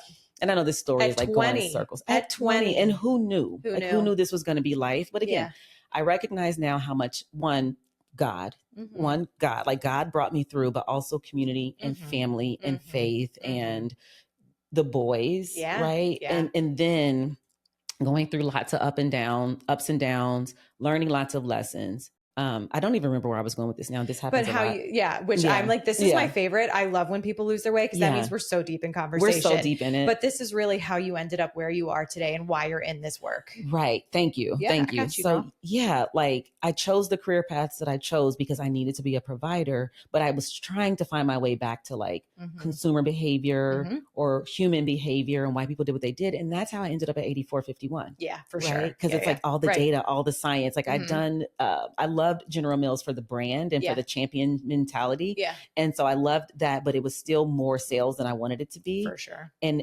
8451, which was dunnhumby at first, but it brought me closer to like the people and the why and the motivation. Right. Yeah, and that passion and that interest. And then there became a time where it was like the work was, especially because I'd been doing my yoga. Yeah. The work was just further from my heart than what I wanted. Yes. The people leadership part was lovely. The innovation was lovely. The culture was lovely. Truly. The people I got to work with, it was amazing. But what I wanted to do was help people thrive. Yeah. And yoga had helped me find that in a new way. I was getting closer and closer to my authentic like work self. Yes. And ultimately, I wanted to pursue some sort of role helping people thrive within the organization, but it just wasn't the time and it wasn't the right fit. Yeah. I feel like that's only as of recent where those kinds of roles exist. It didn't exist. Yeah. And so I went and found coaching. Yeah. And funny story, I don't get to tell this part of the story a lot, but my oldest son, Tejan, sent me it was a podcast of Jay Shetty with Big Sean. And I watched that Jay Shetty Big Sean episode. I need to go watch that one. It's a good one. He's been on there at least twice. Okay. It's the first one that really did it for me. Yeah. And Big Sean's talking about his own journey, losing himself, his mental challenges, working through them. Jay is being so gracious and like how he's navigating, leading so much like you, like just holding space, being there for it, like helping to ask these great questions to help people tell their stories. Yeah. And I just remember thinking, I like this guy. Like I like Big Sean more than I ever did. And I like this Jay Shetty guy. Yeah. Jay Shetty is a good follow. He's a good follow. And like his guests are so dynamic. So I started going on this like deep dive. Right. I love it. I'm like snorkel on going right. in. Like who else has he talked to in the range? Yes. You know, from Deepak Chopra to I'm trying to think of somebody that feels on the opposite end. I don't know. Kendall Kardashian. Sure. Yep. Right. It's like he connects with so many people and allows space for them to tell their story, but brings it back to well-being and like just being human. Yes. And so it turns out he has a coaching school. Yeah. And I'm like, what? Like I've heard about this idea of a life coach, but like let's actually pay attention to what this means. Yeah. Now. Yeah. And so I did a little bit of Googling to try to find a coaching school, but also keeping my eye on like this Jay Shetty guy has a coaching school. Yeah. And so I did the work to look it up and I was like, I'm joining. I'm beginning. I had told my son, I was like, I'm going to be signed up for a coaching school by the end of the summer of 2021. I love that your son inadvertently put you on this path. He put me on this path. That's like a full circle moment right there. It's like, I mean, so much of what I did was to like be a great mom to them. And it's funny because, and we could talk about parenting in a whole nother one, but like so much of their childhood was me beating myself up for not being a good enough mom and having a lot of stress and anxiety. And I wish I could take it back. And I'm sorry I said what I said. And I was just stressed. I think that's motherhood too, right? but It's also motherhood. as a single mother. Yeah. And I always questioned, am I being a good mom? And now watching them grow and the relationships I'm building with all of my children. And it's like, we're getting this right. Yeah. We are actually getting this right. It is okay. Like, you're so afraid you're going to like break your little human that God gave you to be responsible for. But like, you watch them grow up. And now my son is like sending me podcasts of like deep thinking, and the conversations I have, like each of them, they have just such an amazing personality of the things you can talk about with them. That's so cool. I love it. I love it. I love it. I am obsessed with the fact that like you poured everything into your kids to put them on the trajectory for their life. And then he is sending you something so pivotal. You know what I'm trying to say. Pivotal. But I like pivotable too. I put an extra syllable in there. We're I like that word. We should sports and we're pivoting, and I don't know. That's a good word. Let's hold on to it. Yeah. Right. Yeah. Thank you. Yeah. Add it to the Betsy dictionary. But that he's now putting you on a path that is furthering your life. Yeah. Yeah. These kids, man. They are so wise. And it's like the conversations are extraordinary. But I started paying attention. I told him, you know what? I'm going to be signed up for coaching school by the end of the summer. I love your goals. I have to set goals. Yeah, I have to hold myself accountable. And I told him so that he would help me stay accountable. Yeah. I signed up. I shared this with, the whole family. So the whole family's in on this decision. My husband's like, we sat down and, I was like, I think it's going to cost X, Y, and Z. Yeah. And he's like, is this what you want? Yeah. Like, do you feel passionate about it? I was like, I do. He was like, do it. And so I continue to do my work. Yeah. I continue to show up. I continue to strive for all the goals and objectives. And then there were days where I was up at 4 a.m. because that's the time that I needed to log in to do the thing or whatever. Oh yeah. And then I was studying but I was so happy to be doing it. I was learning something new. Yep. I was exploring something that felt like it was a good complement to yoga. Yes. And so we're now moving from 2021 into 2022. By May of 22, I was graduating and completing my certification. Amazing. And all these other amazing, like, little synchronicities were happening where I was being asked to participate in this thing and that thing. There's so much that I don't even want to go down a bunch of rabbit holes. But the point being that, like, when you start following your heart and you are investing in things that, like, I always love to brainstorm, and I'm like, if I'm not dreaming and something isn't making my cheeks hurt smiling, or if I'm not smiling while I'm writing it, it's not for me. It's not for me. When you're like, you feel this heart flutter. And then look at all these doors that have opened for you. That is the way the universe works. It has been crazy. And in fact, one of the things that I did, I'm not sure if you're familiar, but it's called Power to Pursue. And if you haven't, okay. Yeah. So it's a really incredible community, going back to community and sisters. And there's men that support the community, but this is really about uplifting women and holding space for them. Yep. And I participated in that. And then, like, just all these amazing connections started to happen, and all these people who are just okay to, like, show up with all the mess, but also all the love and holding each other. Yeah. Just wild shit started happening. I love it. Wild connections. Yep. Meanwhile, the family's cheering. And pretty quickly I realized that with this certification and with this yoga thing that I'd already been doing, it's like, it's time. Mm-hmm. You have yourself a business. I have myself a business. Yeah. And so in July of 22 is when I set off and did this full-time entrepreneur thing. I love that. Yeah. I just, there's something so, like, the energy that you give off when you are talking about doing what you love and your journey to get there versus when you're talking about corporate is so vastly different. Interesting. It's, well, just like, an energetic connection wise, like, they're both incredibly interesting, but like the level of energy that I feel from you when you have the smile on your face when you're talking about this work, and like your appreciation for corporate, those are just two really different things. It feels like you are home when you talk about the work that you do right now. It's so funny because it feels like I've asked myself, and so my younger son, he's a psychology major, and so we have these, like, really deep discussions about, like, philosophy and ideas and all this stuff. I'm like, I wonder if, like, I love it so much because I looked for it for so long. Yeah. You know what I mean? Like, or would I have loved it this much if I found it after 5 years? But I don't know. And it's just like, the work I get to do now, like, one of the projects I'm about to work on is a direct correlation to the work I did in corporate, except I get to do it in the way that best resonates for me. Oh, God, that makes me so happy for you. And I'm just like, I couldn't have written this story myself. That's God, right? And so it's like, he's writing a story, but you're making choices of like what to follow. And to be honest, I have this core belief now that's like, no matter what, it's going to be okay. Yes. I say that all the time. Door A or door B. And it's funny because I didn't necessarily come on to talk about, like, Jay endlessly, but I saw something from him that I've shared with people repeatedly. And what he talked about, he said, so many people get hung up on like, do I make decision A or decision B? Sure. Where what you really should consider is like, once you've made the best decision you can, how do I make that the best decision? So, so think about it. Yes. Let's say I didn't decide to leave. Let's say I decided to stay. Yeah.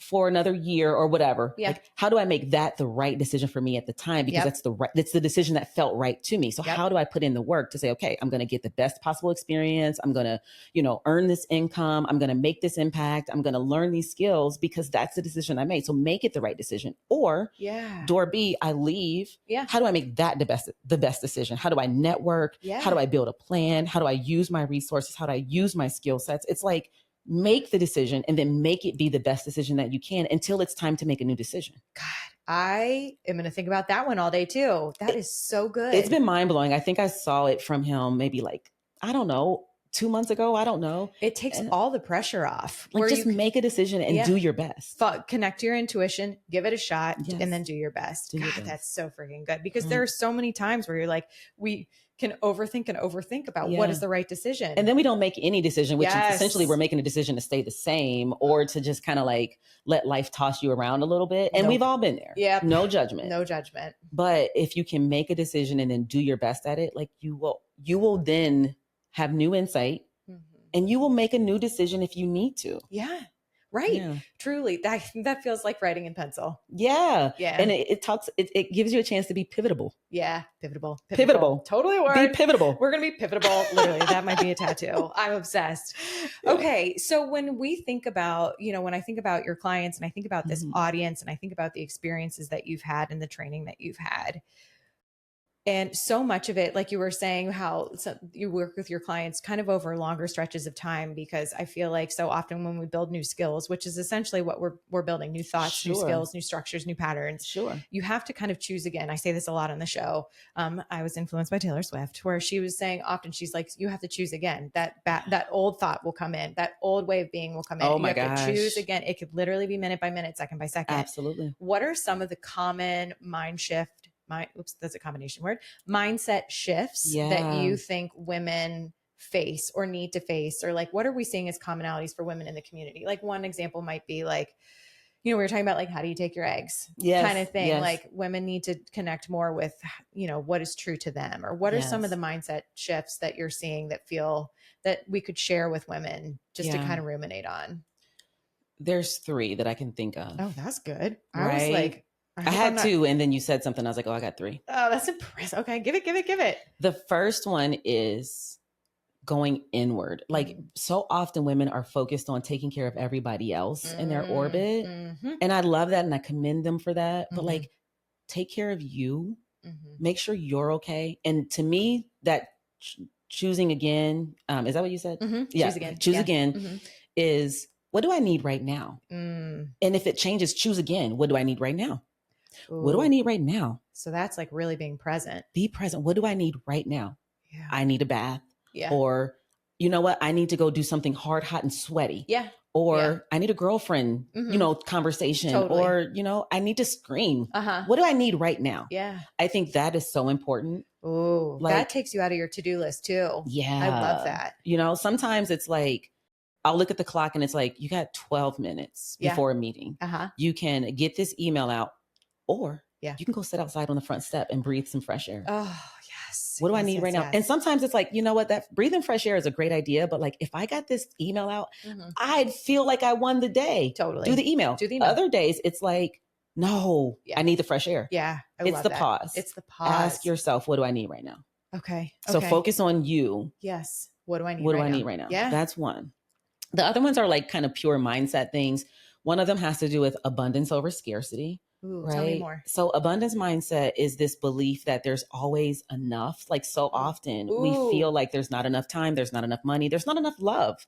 And it's like, there's always enough. And if we can shift our mindset to abundance, even opportunity, you and I are both coaches, right? And we're both talking about like, how can I see more opportunities to share you with other people, and you're sharing me with other people. And it's like, there will always be enough for both of us. Yes. So instead of competing, we're collaborating. Yes. We're connecting. Yes. That's abundance. Yes. Abundance is believing that like time, which can feel so finite. This is one of my favorites. And so much I hear from people, I don't have enough time. And it's like, well, what do I get to do today? Yeah. Like shifting into that abundance of like, but I have time to come spend time with Betsy today. Yeah, you do. Like that's a wonderful thing. Yeah. You know what I mean? Yeah. And it's like shifting how we think about time, like especially as entrepreneurs, I feel like it's a lot of pressure to like do the right thing with your time. But also guess what? You have so much choice in your time. And I'm not suggesting that we always know how to get like our desired outcomes. And like, can I write a book in 3 days? That's probably not realistic, but like, what could I do with that time? You know what I mean? And so it's like the choice of it. That's the abundance. I have never thought about it in terms of time or love. I love that. I'm going to think about that a lot. I think, if I build this business, I've put hard guardrails around trying to build a business in 20 hours a week because I'm still caring for my people in a full-time way. And it makes me feel balanced and like I'm showing up for all the facets of my life that I really want. I can fit exercise in that. But that also means it takes more time. Sure. And for someone who's so used to crushing things left and right. But I'm not burning out because I'm leaning into the abundance of time. I'm saying this like it's validating. I'm apparently therapizing myself. That's a word. I like that word. Thank you. Yeah. But like this is just I'm reflecting on what you said and it's just so helpful. Like it may take me longer to reach some financial goals, I guess, or like just to kind of like accomplish all the hopes and dreams that I have for this business, but it also brings me so much peace to build it at a rate that feels like I'm leaning into the abundance of time. The abundance of time. And also one beautiful thing about abundance is like the infinite possibilities. Ooh. There's a lot of ways that this can go. Yeah. You're making choice and you're making decisions that resonate for you. There may come a time when you go, you know what?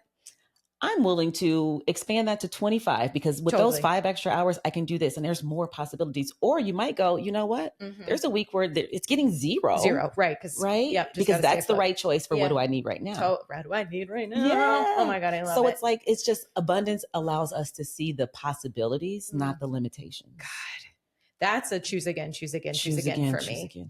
Yeah. Yeah. Oh, this is so good. Yeah. And then do you want to hear the last one? Yeah. I wasn't going to put you on the spot in case you forgot it, but I'm so glad Believe you remember. It or not, I did it. Yes, queen. Yeah. Keep going. So, and just, it's so loving for you to keep saying yes, queen. I want to say that more. I love that. I say it so good. All the time. It feels so good. I hope my 10-year-old, queen. Yeah. Right. Thank you, queen. I call my 10-year-old a queen all the time. I'm sure she loves that. She does. She's a great kid. So the last one, and this actually came from being in corporate and hearing people talk about it, but it's the fixed versus growth mindset. Growth mindset where we are always learning and evolving and to embrace the journey. It was really hard for me to be okay being new at something. Yes. Right. Yes, having to like start again. But understanding that like in that growth is so much opportunity to like, I love asking questions and it's like, you get to learn if you pretend like you already know, or like you either, a lot of times with a fixed mindset, it's either people have it or they don't, but that's not true. Yeah. You can get it. Yeah. You can redefine it. Yeah. You can be messy in it, right? We talk about being messy. Yeah. And it's like growth allows you to be okay with the imperfect. Ooh, that is a big one. Yeah. That is a really big one. I mean, I think that comes from in relationships. Oh my gosh. Oh my God. I feel like that's a whole nother episode. Yep. Ooh, so much. With partners, with friends, and then certainly with yourself. Yeah. And opportunity. And God, that is so good. My kids come home from school talking a lot about growth mindset. Oh, I love that they're learning this. Oh, it's literally like it is built into the curriculum. It's really awesome. Oh my gosh. So when they say it gives me hope for the education truly, systems. they're like, their big thing is yet. So, math or what, like I didn't get a good grade in math yet. Or like I am having such a hard time in reading, but they work it yet. I haven't learned this skill yet. Yeah. So like, again, like the infinity and the abundance and it's very cool. But I think really kind of what's really hitting for me is identifying where you're fixed. In the fixed mindset. Yes. Because it's not like it's not like you either are or you aren't. It's like what areas of your life or this experience are you being fixed versus allowing for growth? Yeah. And that's a question I'm constantly asking myself because I certainly can see it in myself now. And I'm like, I think it's hey, human girl. nature. Yeah. Like, hey girl, hey. Hey girl, You're hey. doing it. Mm-hmm. Oops, a do. Yeah. Choose and again. so, choose again, or even reframing. I've learned to say I get to a lot. So sometimes I'm telling myself, I said it already, but I'm going to say it again. Like, I like to already know. Yeah, I totally. like to already know. And it's like, and like a great example, right? Like, you know how it is when you're an entrepreneur, especially if you're more on the solo side of things, you wear all the hats. Yes. And so it's like, I have to build my website versus I get to learn new tips and tools for building this website. Yeah. I get to learn something new today. I get to learn how to tell my story through this channel, whatever it is. And so it's changing it into I get to, That's and so good. being okay that I don't know, but I get to learn. I think that also can apply to motherhood. You Oh know, my. You get to put away the clothes that you were so fortunate to have. That part. Yep. Or it's like, you know, fighting about things like cleaning the room or bedtime or something. And it's like, you know, you get to stay up to enjoy this, but now you get to give some rest. Yes. Right. And I mean, I'm kind of like overusing the term, but I think it's important to think about like all the ways that you can insert this into life. So that we can start to reframe, because a lot of it is I get to, you know? Yes. I mean, our air conditioner broke this week, and it's like, who wants to no one fix things that break down? But it's like, first of all, we get to live in an air conditioned home. Yeah. We get to pick up a phone and call someone that comes out in a couple hours. And, you know, in this case, we have to use a little credit. We get to exercise the good credit that we're fortunate to have to get this situation taken care of. Truly. You know, there's a lot of I get tos in that. Yeah. And then we get to sleep with ease. In a space where a lot of people don't get to sleep with ease. Yeah. Right. And so there's a lot of I get tos in our day. And I feel like with the I get tos, it really gets you into that frame of gratitude, which is just like, it changes your whole nervous system. It's, these are so good. I'm going to listen to this episode and take so many notes. Oh my gosh. Like, I'm just, again, I love the fact that it's so organic, and like, we knew that we'd have a topic that we would come and talk about, but we didn't know the many avenues that we'd take to get there. This is what I love about and you're so good at this. Like, again, it's just like, I'm over here hugged up between two pillows. We're just snuggling pillows. You know, this space that you have, like, I came up in your room, and again, I did like this, like, twirl, like a little kid that's like, can I don't know, rent space with you, come hang out with you? Like, can I be in this space with you? You've got these amazing women that they're all looking at you like straight in the eye and being like, what do you get to do today? Yeah. You know what I mean? You can look at them and pull from their messages, like Brene Brown and her vulnerability. It's like, you get to be open today. Yes.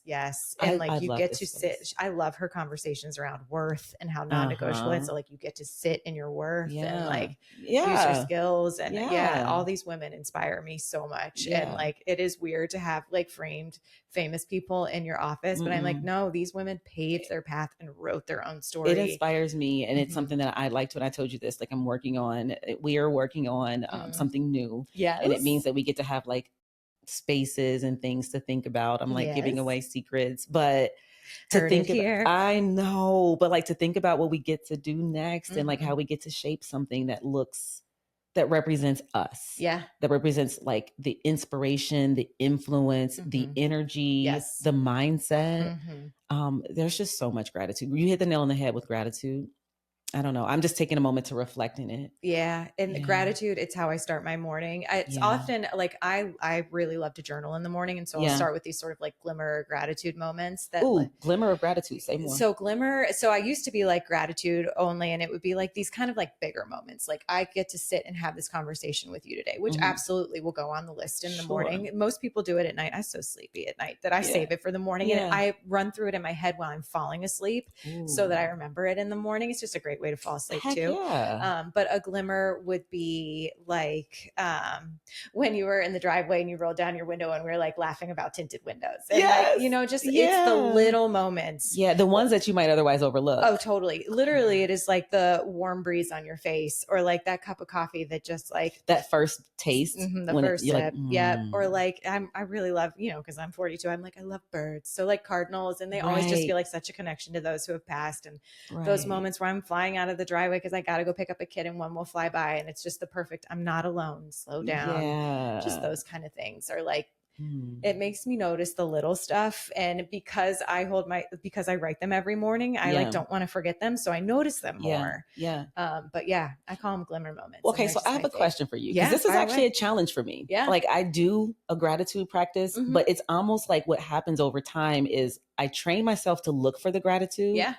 But then it stays in my head and I don't keep outwardly like writing it. And so how do you keep the practice going so it doesn't just become an internal, but you actually like exercise the practice through, your journaling or whatever? Totally. Journaling for me, I have, for some reason, chemically, I have my highest spike of anxiety first thing in the morning. Okay. So what I probably should do is go do some cardio or something to like burn through it and then do something gentle. And I'm trying to build that into my morning routine more because I do feel the benefits of it, both physically and mentally so much, but I want to be slow in the morning. So I have a cup of coffee. And when I write in my journal, I feel my nervous system start to calm down.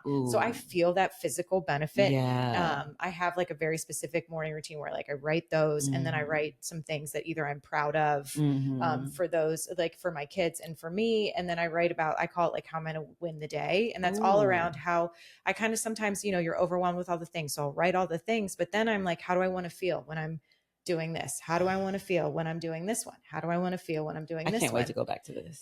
That's truly like, that has changed my life. That particular practice of sitting there with my journal. And then it's nice because my kids will come kind of climb in my bed one at a time and snuggle. They know if they want to watch their screens, which is fine because mom gets to keep journaling. I'm like, grab some headphones. They see me doing it. They all have journals now. So it is because I feel the tangible benefit that I keep up with it. Well, it sounds like there's like a bit of a trigger, and I don't mean that in like the aggressive. It's like a chemical trigger. Yeah, there's something that is like, okay, this is the time, and then you've built the practice and built the habit, and and I love how what's the word I'm looking for? It's not structured. I mean, it is structured, but that's not the word I was looking for. It's more like regimented, right? It's regimented in that like, these are my things. And you feel this trigger and it's like a trigger that isn't as pleasant. And then you feel the transition into the trigger that's more, and you ask yourself, how do I want to feel? So you're embodying the feeling. Okay. I get this. And I've never actually said these words to myself, but it reminds me of what you said is like, what do I need right now? Yeah. And I need a slow morning. I need to feel that shift. So I need to sit with my journal because I'm not ready to go down to the gym yet or anything like that. Or I don't have enough time yet because I got to get the kids to school or whatever it may be. But Ashley shared that she is starting to journal at night because she gets the racing thoughts at night where she's going through everything from the day. So like, I think maybe it's a matter of checking in. What's going to be your indicator, right? That like, this is my time to do this. I really like what you said about the feeling. Like there's this idea in my head that like, there's this feeling of, I want to be at my desk with like my tea and my computer screen open. And there's this feeling of like, I have the right start. I used to have a routine that worked really well for me. And it just lately hasn't been and that's okay. the thing. Yeah. And I'm asking myself, what do I need right now? But not getting the clarity, but something hit hard when you said it's the feeling and this, how do I win the day and how do I want to feel? You're really giving me something to like process. Are you a stay-at-home mom who has an idea you just can't stop thinking about, but worry that adding something for you will negatively impact your family? Are you a corporate mom who's got a passion for something and is desperate for more freedom and flexibility, or really anything in between? Are you in business? Maybe it's full-time or a part-time, but you're feeling stuck? Are you overwhelmed, or maybe it's exhaustion, or just genuinely don't know what to do next? Well, trust me, I know how you feel. I've been exactly where you are today. I've been the mom drowning in her corporate career. I've been the mom staying home, but secretly feeling like she's meant for something more. And I've been the mom terrified that her business will impact her family too much, which is exactly why I started the Female Founders Academy, because the world needs what you have to offer. Women deserve mentoring, clear, actionable guidance, resources, and a supportive community. And that's what Female Founders Academy is all about. After my 20-year marketing career at everywhere from McCann, New York to Deloitte and some amazing stops in between, I became a consultant and an entrepreneur once I had 4 kids, 4 and under. In the past 10 years, I've built both a nonprofit and an e-commerce business, and now I'm here with Write Your Own Story. The good news is I know exactly what it takes, and I'm here holding my hand out to help the women behind me live the life they're dreaming about. I'm literally obsessed with business, and absolutely nothing would make me happier than helping women live the life they dream about. That's exactly why I created this Keep It Real, inspiring course built to foster community full of very simple, sharp, tested, highly effective steps that get women feeling simplified, organized, confident, and clear on their business. It's a 5-week community course from October 2nd through 30th, meeting just once a week. Normally price is $9.97, but with early enrollment, you can get it for as little as $6.97, and there are only 20 seats available. We have weekly 1.5-hour interactive classes led by me where we walk through material together and work through it. I offer 30-minute one-on-one consulting sessions just with me so we can talk about your business and get your plan just right. You have access to the interactive female founders community of women. These women are amazing, and I love seeing you guys support each other. Not only that, but I want to make sure you keep going. We've got quarterly accountability check-ins so that we can all get together and celebrate what's working and what's not and keep each other moving. With this also comes a printable workbook, digital templates, and recorded trainings because, life happens and sometimes you miss a class. You also get early access and discounts to all future Female Founder Academy offers. Don't forget, only a 20 student limit because I want these women to genuinely get to know each other, support each other, and help each other grow. Visit writeyourownstory.co/Female Founders Academy or just click the link in the show notes to reserve your spot and secure your discount. Don't forget, ladies, the world needs what you have to offer, and I am 100% rooting for you. I can't wait to get started. That is like even more than the gratitude and that kind of stuff. Truly the, how do I want to feel each day? And I just actually, my last episode that just aired yesterday was really about how do I sit down and plan each season. And I usually I just planned out summer and what are my goals for summer and how and I will plan out a rhythm to each week. So I have the life things that are in rhythm that include stuff for me and for my kids, and then work things that are I sort of bucket the tasks and I plan those out with plenty of space so that I know these are, and how do I want to feel in doing all those things. And it has truly changed my life. Can you say more about rhythm when you say what's the rhythm? Yeah. So I am just such a structure routine girl, but it has to have space so that life can ebb and flow. So I know on Mondays, I have tennis practice. And I know that my kids have swim practice in the evening. So those go in my life buckets. And then on the other side, I'm what are the work tasks that I would repeat every week? So on Mondays, I prep for recordings and I launch an episode. So I have to do some back end stuff for that. So that way I don't have to sit down each Monday to be what do I have to do today for work? I have my buckets. I've allotted, it takes 2 hours to prep for an episode and it takes me an hour to do the back end stuff for a launch. So those are 3 hours that are slotted in my calendar. Not first is tennis and my kids stuff. Right. Because I will always plan work around life. Gotcha. But that's the beauty and flexibility of being an entrepreneur.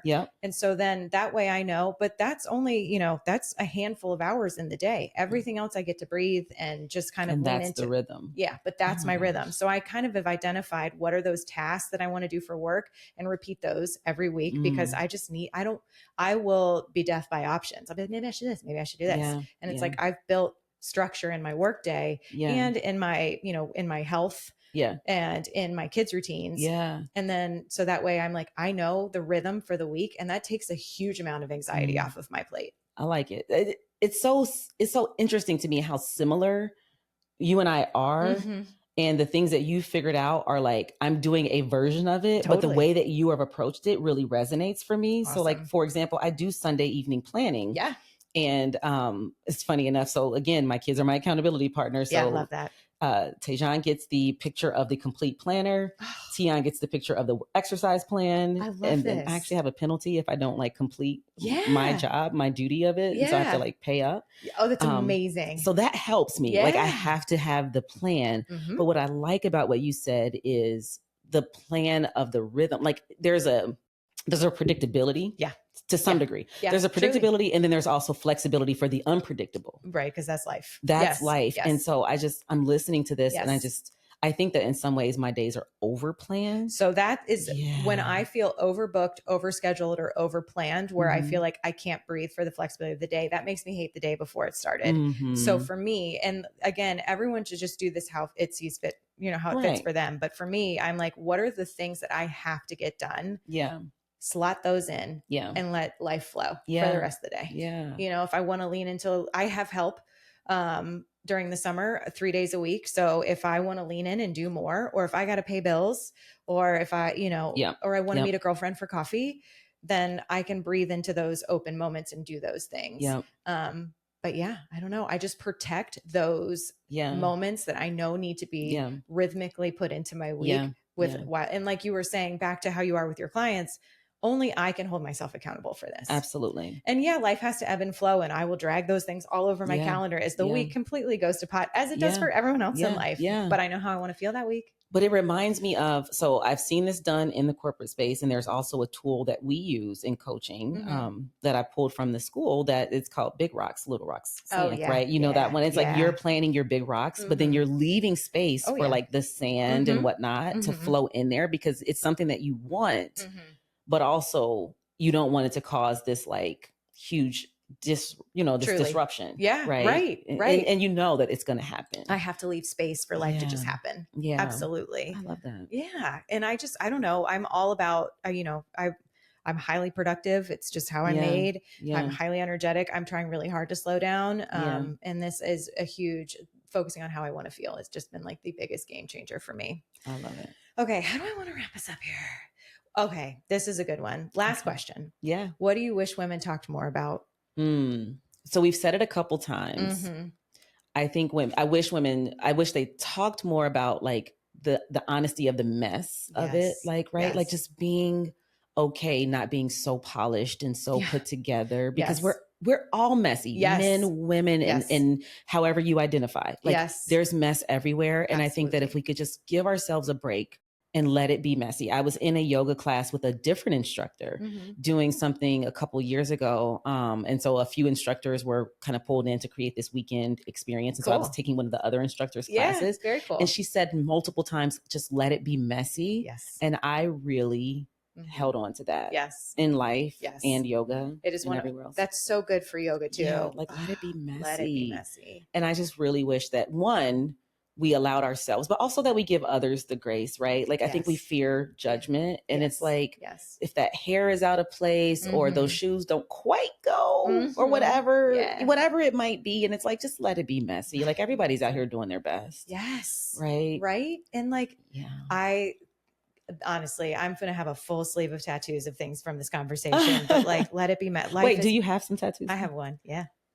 Yeah. And it's like I drew it. It's like a North Star and the radiant sun. I love it. To remind myself to always shine bright. I love that. And to follow my own intuition. Okay. Yeah. I love it. I love it. Yeah. It is such a great reminder. Yeah. And it tucks under my watch, and it's just, it's for me. For you. Yeah. But I also wear it loud and proud because I love it. Yeah. But I think I love the idea of letting other people be messy, and holding space for your own mess in every facet of life. Like those gaps in my calendar are for life to be messy. Yeah. But then I find myself slip into perfection mode in like a more focused area of my life. So like, for example, I'm having a bunch of people over for one of my son's soccer parties. Like my son is on a soccer team. There's 8 kids on the team, but all their families are coming. So it's like 40 people are coming over tomorrow. And I find myself looking around this house being like, what project do I need to finish? And I'm like, are you kidding me? Like the oldest kid is going to be 8. Seriously. And these parents are all just trying to keep their kids alive. I need to let my house. And also your home is beautiful. And it's perfect as it is. Like, Truly. And also don't you feel like people feel relieved if somebody has a dish in the sink, it's like, oh, thank God. You're human too. Yes. Right? Like I've heard that multiple times because hosting this podcast in my house, I'm like, I'm going to promise myself to be messy and to be the real me. My kitchen is never fully clean. That is just not on brand. Can I just be honest and say you made a comment when we first walked in. It was like, oh, don't mind, the such and such. It was like clean dishes or something like that. And I thought, first of all, kudos to you that you got clean dishes this early in the morning. You know what I mean? I'm never going to put them away. But second of all, it was like, I wasn't actually looking for that. Yeah. Like I'm thinking, what a beautiful space. Oh, and so it's like, I think so often, like we call attention to the thing that we want people to ignore. Yeah. It almost like if I say it out loud, it takes away all the fear from it. So I'm like, welcome to my messy dishes. Right. But that's okay too, right? Yeah. It's kind of like, if that helps you to release like your thoughts around it, then I'm not here to tell you to don't do that. Totally. Like do it if you need to. Yeah. But also just so you know, I probably never would have noticed it. It's good to hear. Yeah. Honestly. And as I like look at my to-do list for before these people come over tomorrow, I'm like, God, just let it be messy. Let it be No messy. one's going to notice. And if they do, they're going to be like, great, she's a human. She's a human. So my other thought is, And I don't know if it's so much of like, the question was like what we wanted them to. Yeah. Just what are your wishes for women? And what do we wish women talked about more? Okay. So I think it's more of just a general wish for women is I wish women would remember their strength more and just how strong we all are. I think, and it's a double-edged sword. I love that we have conversations about what is tough. I love that we have honest, vulnerable conversations about what we're struggling with. But I think sometimes it shifts our focus into the deficit a little bit more. Ooh, good point. And it's like, I found myself asking people lately, like, what's bringing you joy? Or like you talked about writing about the things that you're proud of. And it's like, there's so much for us to celebrate. And don't get me wrong, in a space that is challenging, right? Yes. Like whether you're talking about globally or nationally or locally, we are amidst challenge. Yes. But there's also beautiful stories and wonderful wins and glimmers of gratitude. And it's like, I just wish that we talked and remembered our strength more. Yeah.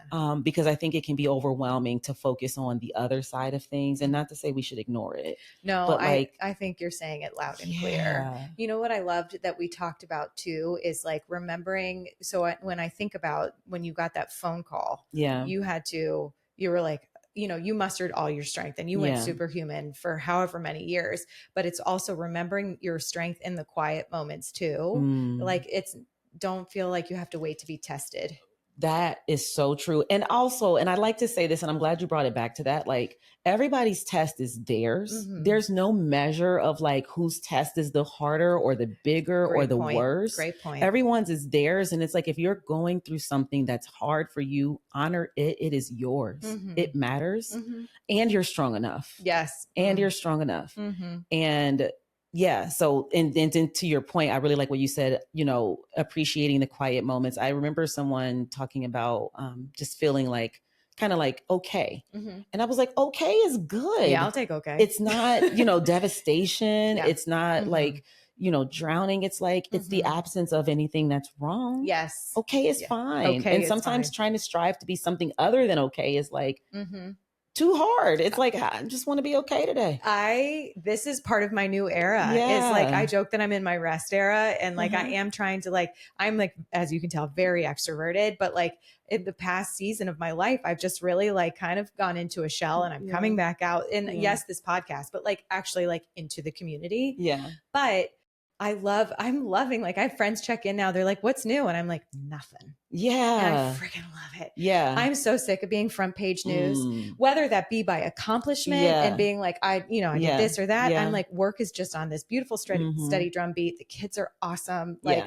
you know, even if we're in the mess, it's all good. Like, it's all good. It's sometimes being okay is kind of my favorite thing right now. I love that. I love that. I'm a little bit envious, not a lot, because it's like everybody has their own time, but it's like we're kind of in the midst of a lot of new and it's a little overwhelming, but it's kind of overwhelming in good ways. And so I'm not complaining. I hear you. New things happening. Yes. But it's like, ooh, just to like kind of have a few days where it's like status quo. Status quo. I live for the status quo. I think because I was coming out of a stage that you sound like you might be in, where everything is kind of that rebuilding, renew, which is so exciting, especially like what an opportunity to get to do things like that. But man, it feels good to just be regular. Yeah. It's kind of like, you know, you need both. Like I'm picturing, I have never rowed before. Like I want to say row crew for no good reason. I love that. I've never rowed. But it's like, don't you have there's a time where you're all rowing. I haven't rowed crew either. Right. But then don't you coast a little bit? Yeah. And then you row. Probably. And then I'm imagining that you do. Let's do that. Like, I feel like there's a part of life where you want to be doing the work and then you want to like settle in. Yes.